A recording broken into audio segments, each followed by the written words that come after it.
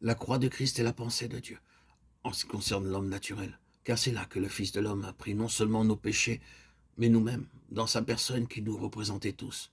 Et il est mort sous le jugement de Dieu à notre place, ou comme étant nous. Nous qui sommes morts au péché, comment vivrions-nous encore dans le péché? Ou bien, ignorez-vous que nous tous qui avons été baptisés en Jésus-Christ, nous avons été baptisés en sa mort?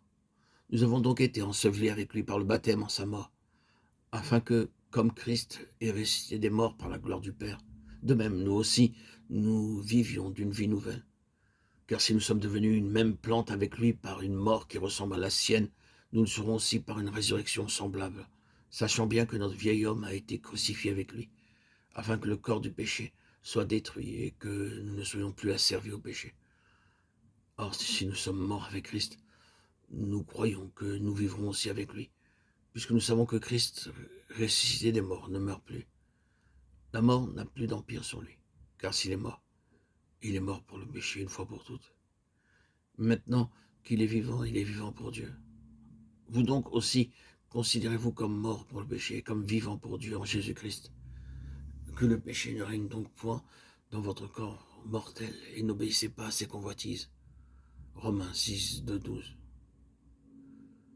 Ayant été ensevelis avec lui par le baptême, vous êtes aussi ressuscités avec lui par la foi en la puissance de Dieu, qu'il a ressuscité des morts. Colossiens 2, 12.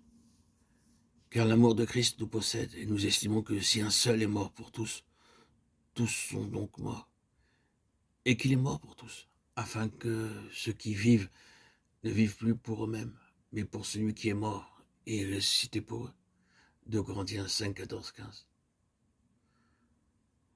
La croix jette son reflet en arrière jusqu'à l'heure du péché d'Adam. C'est parce qu'ils ne réalisent pas de manière complète ou suffisante la signification de la croix que beaucoup de chrétiens sont charnels ou s'efforcent de vivre pour Dieu par eux-mêmes. Cela touche à la racine de toute faiblesse ou de toute pauvreté, toujours présente dans la vie spirituelle. On trouve beaucoup de prières pour le réveil et beaucoup d'efforts pour l'approfondissement de la vie spirituelle. La seule réponse à cela, c'est une nouvelle connaissance de la croix, non seulement en ce qui concerne les péchés, et pour avoir une vie de victoire sur eux, mais pour voir Christ qui a supplanté l'homme naturel. Les conditions qui existaient à Corinthe et qui ont amené Paul à écrire « Je n'ai pu vous parler comme à des hommes spirituels, mais je vous ai parlé comme à des hommes charnels, comme à des petits-enfants » 1 Corinthiens 3, 1. Ce qui n'aurait pas dû être ont été expliqués dans l'introduction de sa première lettre, chapitre 1er et 2, et montrés nécessaires parce qu'il vivait tellement sur la base de leur homme psychique, naturel, charnel, et son seul remède a été Jésus-Christ, et Jésus-Christ crucifié. 1 Corinthiens 2, 2. Oui, des croyants appelés saints peuvent vivre dans la chair et peuvent même présenter des dons spirituels dans le domaine où ils sont appréciés et exploités de manière psychique. C'est ce qui doit nous rendre très sobres et très sérieux lorsque nous reconnaissons que ce qui est appelé le baptême du Saint-Esprit, avec les langues et les autres dons qui l'accompagnent, n'implique pas nécessairement la connaissance des choses essentielles dans la vie spirituelle. C'est pourquoi Paul doit enseigner à ceux qui avaient fait de telles expériences la signification réelle du baptême, de la croix, de la table du Seigneur, du corps de Christ et de l'esprit des fils. La révélation est quelque chose de plus que les dons ou les expériences. La manifestation des dons n'est pas une marque de maturité spirituelle, c'est souvent l'opposé. C'est ici qu'est le piège le plus subtil de Satan.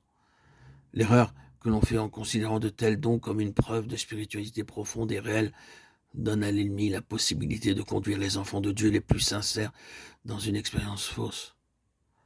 La croix, profondément appliquée à l'homme naturel, est la seule base sûre qui nous préserve de voir, dans les choses purement psychiques, une imitation apparemment merveilleuse de ce qui est spirituel.